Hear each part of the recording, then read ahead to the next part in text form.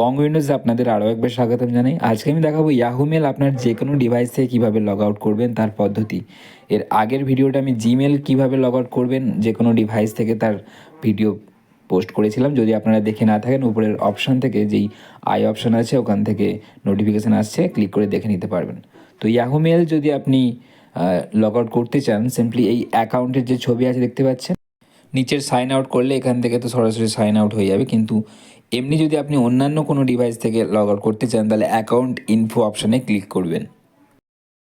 এবার যে ইন্টারফেসটা আসবে, এখানে দেখুন নিচের দিকে স্ক্রল করবেন, এখানে দেখুন রিভিউ রিসেন্ট অ্যাক্টিভিটি বলে একটা অপশান আছে, আর পাশে দেখুন ভিউ কানেক্টেড ডিভাইস বলে অপশান আছে, ওখানে ক্লিক করবেন। ক্লিক করার পর যেই পেজটা খুলে আসবে, এখানে দেখুন কোন কোন ডিভাইস আপনার এই মেলে লগ ইন করা আছে সেটা শো হবে। সিম্পলি এখান থেকে ডিটেলসে ক্লিক করে আপনি সেখান থেকে লগ আউট করতে পারবেন ডিভাইস থেকে, মানে আপনার অ্যাকাউন্টে রিমুভ করে নিতে পারবেন। দেখুন আমি এখানে দেখাচ্ছি, এখানে ডিটেলসে ক্লিক করলাম, দেখুন উপরে সাইন আউট অপশান আছে, আর এখান থেকে চাইলে আপনি চেঞ্জ ইওর পাসওয়ার্ড অপশান থেকে পাসওয়ার্ড চেঞ্জ করতে পারেন। তো সাইন আউট অপশানে ক্লিক করে সাইন আউট করুন, ব্যাস আপনার ডিভাইস থেকে সাকসেসফুলি লগ আউট হয়ে যাবে।